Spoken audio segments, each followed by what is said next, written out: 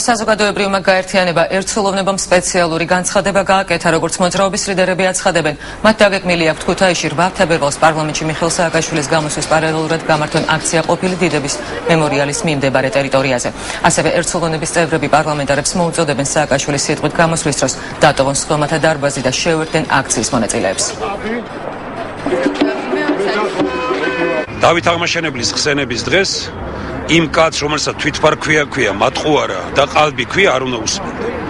ჩვენ იმ დღეს ვიკრიბებით პარლამენტთან, ზუსტად იმ ადგილზე, სადაც დიდების მემორიალი, ანუ მას უწოდებდნენ ქართულ ბიბლიას და ის იყო ფილოსოფიური ტრაქტატი ქართული, ზუსტად იმ ადგილზე დაიდგმება ტრიბუნა და მთავარი სათქმელი, ქართველი ხალხის მთავარი სათქმელი, მთელი მსოფლიოსათვის ითქმება სწორედ იმ ადგილიდან, სადაც იდგა დიდების მემორიალი.